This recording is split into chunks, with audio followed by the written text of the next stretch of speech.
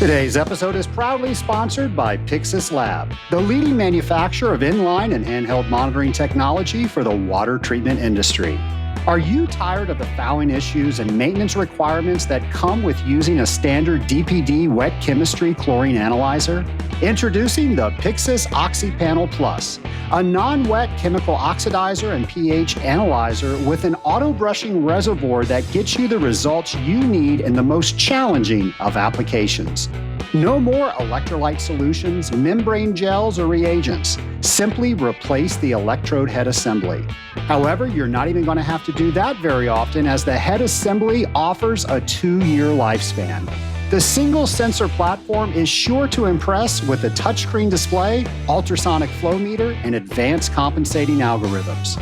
Reduce your time spent on fouling and maintenance issues by replacing your wet analyzer with a new Pyxis OxyPanel Plus.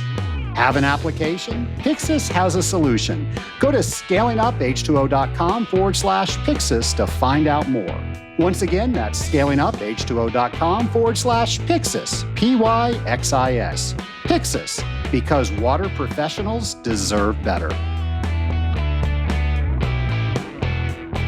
Welcome to the Scaling Up H2O podcast, the podcast where we scale up on knowledge so we don't scale up our systems. My name is Trace Blackmore, the host of the Scaling Up H2O podcast. And folks, it is August 2024, the beginning of August, and you know what that means. That means we are going to celebrate Legionella Awareness Month. We started doing this 4 years ago, back during the pandemic when we were not going anywhere, especially to any sort of expos or conventions. But we still had knowledge that needed to get out to the water treatment community. And we decided that we were going to start doing August as Legionella Awareness Month. And I have to tell you, I thought maybe we would do that for 1 year, but then those were some of our most talked about episodes. And people said, you're going to do that next year, right? So we did. We did it the following year. And then we thought, do we do it again? Well, nation, once again, those were some of our highest talked about, our highest listened to, and our highest shared episodes. So when we started doing planning for this year, we said, hey, we got to do this again. The information needs to get out there, and what an easy way for the water treatment professional to consume information as they are driving from account to account, and they can learn more about the systems that they are charged with treating with. So that's what we're doing this entire month. We are talking about Legionella. And folks, there's always something to say about Legionella, and there's always that person, whether you are listening to this podcast or you are getting ready to talk to somebody, one of your customers, there's always more information that we need to get out there so we can make better decisions. And that's what this month is all about. And this is a special month because you are not going to get the normal 4 episodes around Legionella that you normally get. You are going to get 5 episodes. Just how the calendar worked out, we're going to have 5 Fridays. And of course, we always have an episode coming out to you on Friday. So how awesome is the calendar to us this year where you get 5 Legionella episodes? Well, I always start out our episodes by talking about what is going on.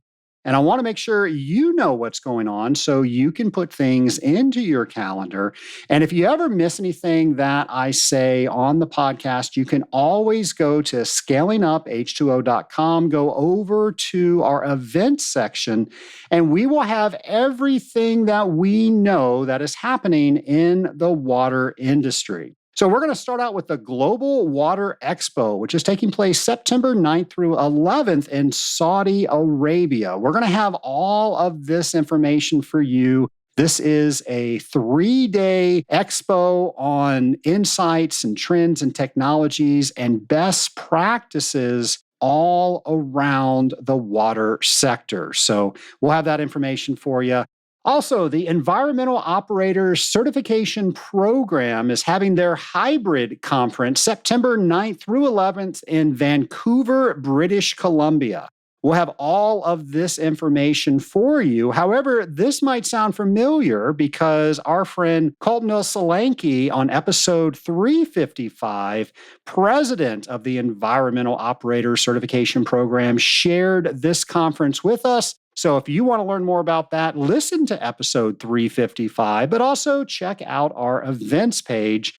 And of course, the other event that I want to talk about is the annual convention for the Association of Water Technologies taking place in Louisville, Kentucky, September 10th through 13th. And that's for the regular convention. However, I want you to be in the know. And if you are going to attend the business owners meeting, that's going to be on September 9th. Now, why am I telling you about this? It's because it's going to shift one day. If you notice the calendar and you're used to going to the Association of Water Technologies, we are one day ahead. Normally, everything starts on Tuesday. Today or this year, it's going to start on Monday. So please make your travel arrangements properly so you get to see what you want to see on the day that it is going to be. Now, we're going to have all of these events and dozens, maybe even hundreds more that are on our events page. So I sure hope that that is part of your regular routine. When you are planning your calendar for the month, for the year, you're going to scalinguph2o.com, going over to our events page and figuring out what are the events that you want to go to so you can develop your craft, you can meet new people, you can learn new things. Once again, scalinguph2o.com, go over to our events page. Well, that leads us to Legionella Awareness Month. I am going to open it up with questions that we have from the Scaling Up Nation. And one of the questions I always get is, what is the difference between Legionella and Legionnaire's disease? And I'm sure you have heard your customers use these terms interchangeably. Well, they are not interchangeable. So Legionella is the actual bacteria that we are talking about. And there's so many species, so many serogroups of this bacteria, but they are named for the original case that was documented where they discovered that, hey, this is a new bacteria. It wasn't really new. It was the first time we found it. And they said, we need to name it after something. And they named it after the Legionnaires that actually contracted the disease when they were trying to figure out what was going on back in the mid-70s. So that's what Legionella is. Legionella is the bacteria, where Legionnaire's disease is the pneumonia that comes from the bacteria. Now, not everybody is susceptible to this. Some people may get some Legionella bacteria in their system and their body's able to fight it off. They may go to the doctor. They might think it's cold or flu symptoms. And if the doctor gives them the right type of antibiotics, it should clear it right up. However, if we are working maybe in a hospital or places where people are older or immunocompromised, maybe there's a lot of smokers around the area, then they have a higher risk to get Legionnaire's disease. Now, there's another question further down, but I'm just going to go ahead and answer it here. And it says, okay, what exactly is Pontiac fever? Well, that is when you inhale Legionella bacteria and then it starts to grow in the lungs. That's the only way that we've ever documented that people can get that. So they inhale that. And if they start getting flu or cold-like symptoms, that's the symptoms of Pontiac fever. And a lot of times that goes away on its own, or as I said, the doctor will prescribe the correct antibiotics and then it goes away. Now, when it worsens from there, that's when the pneumonia develops, and we call that pneumonia Legionnaire's disease. Now, a question here asks, what are some of the symptoms that come along with Legionnaire's disease? Well, the symptoms include high fever, cough, difficulty breathing, chills, chest pains, and of course, that can get worse. So with that, also diarrhea can be one of the issues. So I'm going to put a link to the CDC website on our show notes page so you'll learn everything that you need to about symptoms of Legionnaire's disease. See, it's easy to say. You get those interchangeable terms. They are not interchangeable. So what the symptoms are of Pontiac fever, what the symptoms are of Legionnaire's disease, we'll have all of a complete list of symptoms there. And then, of course, people are different. So people also have their own unique symptoms with that. So you always have to remember that. My wife's in pharmacy, and there's always that little lawyer that comes on after pharmaceutical ads that say things may vary or some variation of that. Well, that's just how the human body is. We just never know how things are going to react in one specific person. So we always talk generalities. So our question asks, how common is the diagnosis for Legionnaire's disease? Well, I went ahead and I looked up, and it looks like reported annually about 6,000 cases in the United States. So that was from the CDC website. And I always get the question from people, or even people that I interview, are we seeing an increase because there are more doctors that are aware of this, or we are actually getting more cases? So you will hear, I will ask that question to several of our guests that are coming on in the next few weeks. So I'm going to go ahead and let you listen in the next few weeks for that answer, because that's one that our guests have given us a lot more information that I can give you right now. So the next question here asks, how does Legionella enter buildings? Well, it comes in with the makeup water. And just imagine all the biofilm and stuff that comes from where the water is produced with the municipality, all the way to where it's going to its in use, where it's entering that building. And I'm sure it picks up a whole bunch of stuff, but Legionella bacteria is one of those things. So because of that, we have to deal with Legionella bacteria entering the building. And then when we put it into a recirculating system like we use for heating and cooling, that's where it can continue to grow and grow and grow. So when it comes into the building, it's not very high, but it's coming in nevertheless. And then as it circulates, it's in the perfect growing environment for that stuff to just have a party in the pipes. That's, of course, is what our friend Dr. Janet Stout says. And it definitely does that. And that's why we need to not only test what's coming into the system, but also we should set up a program with our customer that we're testing various points around the system. And then we know what to do if we were to get a positive, and we can respond to that rather than trying to guess who's responsible for what and what we need to do. But I assure you, our guests this month are going to address that in detail. Another question that I have is, what are water management programs? And I believe the going definition is a water management plan is meant to identify hazardous conditions and minimize the growth and spread of waterborne pathogens. Now, this includes Legionella in building water systems. Now, here's the interesting thing with this, because I think years ago, water management plans, we just focused on Legionella. And now we're looking at other waterborne pathogens. And our friend, Dr. Janet Stout, who's going to be joining us next week, is going to tell us all about that. But I just find it interesting that our definition for a water management plan has changed just over the few years that we've been doing this podcast and bringing the Legionella Awareness Month to you. So with that, I am going to encourage you to go back and listen to an episode 227. That was with our friend Larry Pond. And I like this episode because he's talking about water management plans, but he is a water treater, and he is talking about what we need to know and how he does it. So I think it would be a great episode for you to brush up on during all the things that you're going to learn during Legionella Awareness Month.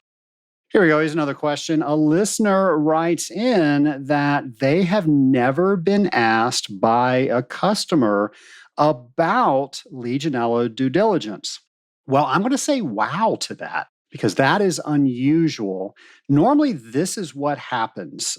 We have a customer, and hopefully, we've had a conversation with them about waterborne pathogens and Legionella. And we have some sort of plan that we're working with them. But I'm a realist, just like all of you. And I know that that is not across the board. And we have several clients that just refuse to listen to taking the next step of what we need to do. And a lot of times that's because there is confusion about what it is that we do.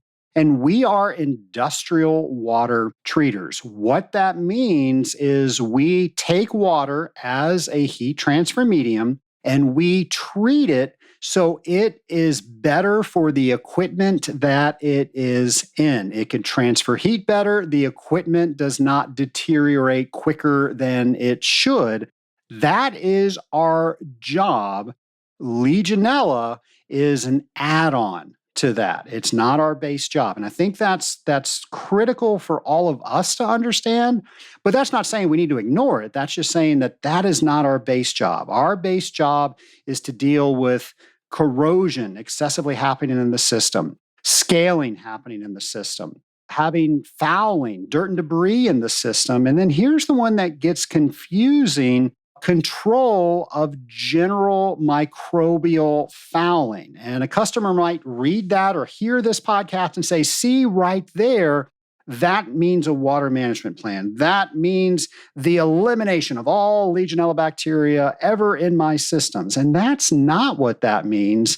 What that means is that we are treating that to get better heat transfer efficiency and make sure that the equipment does not prematurely have to be replaced. Now, when we talk about a water management plan, when we talk about the control of waterborne pathogens, of Legionella bacteria, that is up and above what regular water treatment is.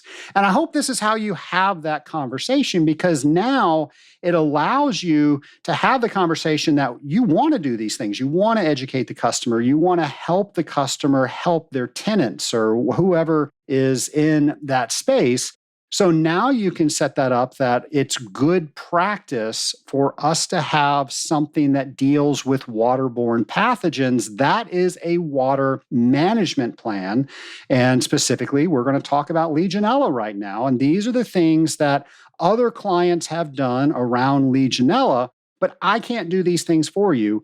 You have to instruct me to do these things. Now, I can guide you along the route to tell what that plan needs to say, but I can only be a member of that team. We have to work together. And that is what I think is the biggest misunderstanding with the water treater and customer relationship, because they think, one, water treatment covers Legionella and other waterborne pathogens. We just talked about that is not the case. And then they think that the water treater is responsible since it has to do with water. Well, we're going to talk later through this month with all sorts of different people. As I mentioned, I'm just going to mention who's here. We have Janet Stout coming up next week. We have Michael Lowenstein that's going to be talking about testing.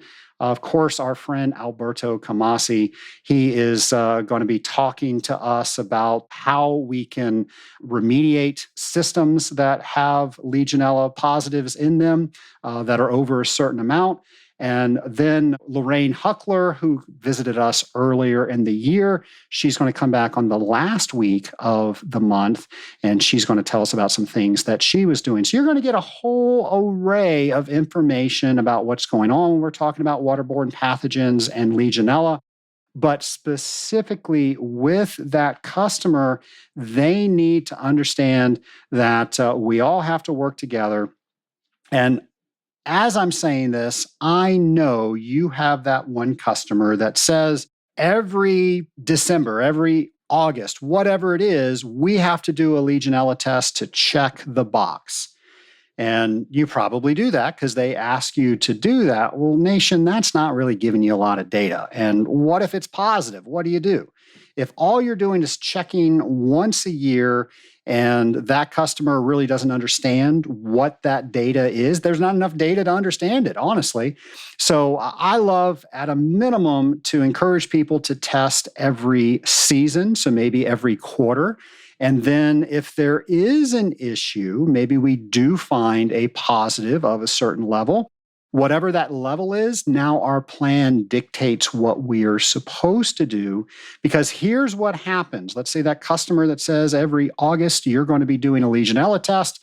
So next week you go out, you just take that Legionella test, you come back, there's a positive. Now what do? They don't understand it. And they're expecting that you did something wrong, because why else would that be there? Well, we already talked about how it comes into the building system from the makeup water. So now that it's in there, now we've got to have that conversation with the customer. What are we going to do about it? And how do we know? So first conversation would be, Mr. Customer, we can test for this, but if you do not know what you're going to do with this, why are you testing? Might I recommend, yes, we need to test, and I want to test with you, but let's come up with a plan of what we're going to test, how often we're going to test, what we're going to do with that data, and if we do get a positive, what we're going to do if we get certain species or certain positives, how we're going to handle that. Because let's face it, if we get a positive, we want to respond. We're not going to want to think of all that stuff on the spot. So let's go ahead and take some time and let's figure out what all those things are. And then let's go get that sample and let's start recording all of these things, keeping them in one spot so we can learn how our system is responding to the different seasons, how our system is responding when we feed certain things or at the times we feed certain things. All that data we can use to make the system better. And when you have a conversation like that, people just seem to understand it, but they probably heard that they needed to get a test, and that's what they're doing. They're checking the box that they got a Legionella test. But if we're not doing what we really can be doing with that test, we're not offering that customer our best knowledge, our best water treatment skills. And let's face it, these are things that we can help our customer with. And most of us have a department in our companies that will work with them. And that's something that our company can profit from. And of course, the customer can profit from too, because they're getting a better full service product. So just think about a holistic approach when you have those conversations. And just be really careful when somebody wants you to do a test just once a year so they can check a box. Nation, another question here is asking me about their hospitals have special requirements that they don't have for their buildings. And that is true. So hospitals have all these things that they certify with. And we're going to talk about that as we have some of our guests come on this month. So in order for them to get funding from different plans, they have to do what those different organizations that do the funding tell them to do. So if you are in healthcare, most likely you're going to have a lot more groups that are telling you to do different things. And I'm going to change this question a little bit, because now which group do you follow? And that's a conversation that you need to have with your customers. Now, here's the great thing about hospitals is they love having conversations like this. Most likely, they are being held to these standards by somebody. And when everybody can get involved and we can talk about, how do we communicate this? How do we document this? How do we file all of this? How do we treat for all this? All these people are now coming together. And I have found that the healthcare community is normally a lot easier to work with because they just understand the need for this a lot more than maybe building owners do. Now, I want to say there's some fantastic building owners there. There are a lot of building owners that we have that we work with.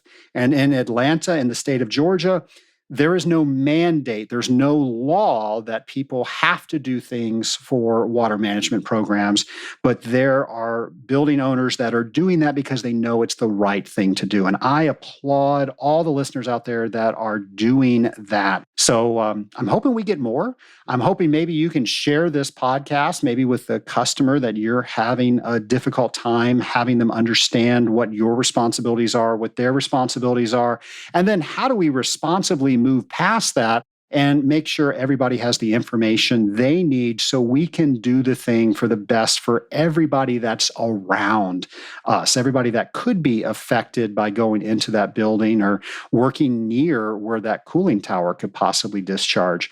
So all of that, the person asked the question, I kind of changed the question a little bit, but most likely if you're with hospitals, you are going to experience this. And my hope is that you take what you learn from working with the medical community and you figure out how you can have conversations with non-medical customers based on those experiences. So anytime you can speak with somebody that has knowledge within this industry around waterborne pathogen topics, or if you have the ability to talk with a customer that is getting it right, ask them, how can I have a conversation with somebody that doesn't understand what you understand, but we need them to get there, and ask them what they have to say? I have learned so much by asking questions like that because we have a particular point of view and our customers are looking at it slightly different. And it's that slightly different point of view that could make the difference so you can have better conversations. So one of the things I want to call out is our Legionella resources page. And the Legionella resources page is something that I just think is amazing that my team put together. And you can get there by going to scalinguph2o.com/Legionella. Once again, that's scalinguph2o.com. You can do /Legionella or go to our Abouts tab, go to our resources, and that will take you to our Legionella page. Folks, we have over 25 episodes on Legionella in the Scaling Up universe. I've always wanted to say that. Marvel says that, so now I can say that. So how cool is that we've got so much information from so many amazing guests that we've had on this podcast? We wanted a place to put all of that information. So this is where it resides. And there's 4 tabs. So the first tab is all the resources that we have. If it was mentioned, it is on this resources page. And there are just dozens of different guidelines and standards that you can just learn about, you can read about. And I think the more you can do that, the better you're going to be at having those conversations. Of course, we have 4 tabs total. So the first one was Legionella Resources. The second one is all of those episodes that I just mentioned. This is going to be the 25th episode that we've had on Legionella. And then we have all the legislation that we know about, some proposed, some that is in law. So we've got all of that there. And then we've got some Legionella videos that are up there. So, folks, go to that resource page. You will not regret it. It's just a one-stop shop for everything that you want to know about Legionella. And I mentioned that CDC resources page, that is in there as well. So just about everything that I've ever heard of about Legionella is on here. I can't see anything that I know of that's not on here. But I want to challenge you, if you know of a resource that we do not have, and you say, Trace, we really need to get this on the resource page to help educate the Scaling Up Nation, then let us know what that is. You can go to scalinguph2o.com.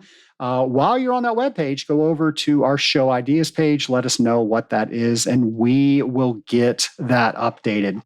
Nation, 7 years ago, when I started this podcast, I had no idea what it was going to become. I had no idea I was going to enjoy it so much, but also I had no idea what an amazing resource it was going to become. I can't tell you how many times I've been writing something to publish in a magazine. Maybe I'm writing a white paper for an organization, and I'm just looking up some references. And of course, how did we do that before Google? So I Google something, and the first couple things that come up are from the Scaling Up H2O webpage. That is just amazing to me.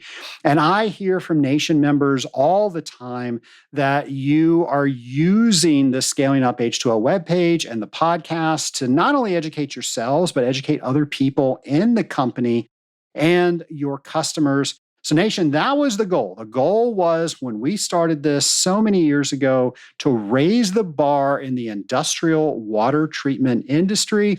And as we do that, we find these needs that our community has that we want to try to help with. And I truly believe that one of those needs is awareness around waterborne pathogens, awareness around Legionella. And that's why, once again, we are bringing more information to you about Legionella. And I'll say once again, normally we just have a total of 4. Well, you got 4 more Legionella episodes to listen to.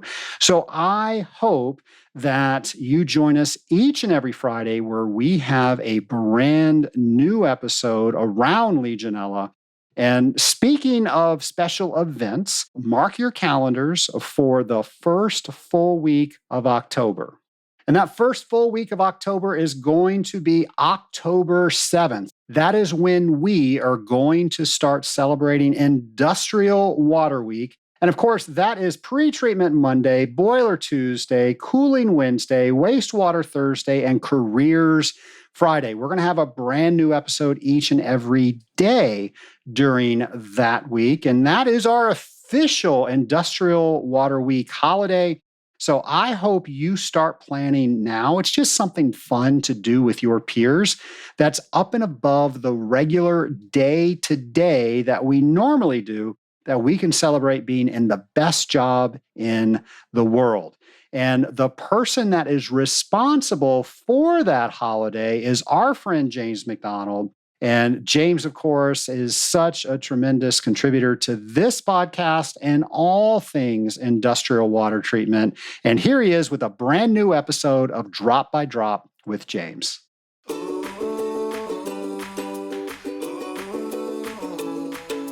Welcome to Drop by Drop with James, the podcast segment where we wonder, explore, think about, imagine, and learn industrial water treatment, you guessed it, drop by drop, together. In today's episode, I have another what if for you. What if industrial water treatment did not exist? I mean, no industrial water treatment equipment, no industrial water treatment chemistry, no industrial water treatment knowledge, and no people practicing the industrial water treatment profession. How would the world we live in be different? What would the rivers, lakes, oceans, and even skies look like? What would our standard of living be like? How would our health be impacted? What would be the impact upon the cost of goods if industrial water treatment did not exist? Thinking as such an extreme as this makes one appreciate what it is we industrial water treatment professionals truly bring to the world. I'm James McDonald, and I want to encourage you to be like water by forming bonds with those around you, dissolving new knowledge, and making worthy ripples, drop by drop. Thank you, James, and thank you, Scaling Up Nation. Welcome to another Legionella Awareness Month. I hope to join you each and every Friday this month as we will learn more and more about the topic of Legionella and waterborne pathogens. Until next Friday, where we welcome Dr. Janet Stout, have a great week, folks.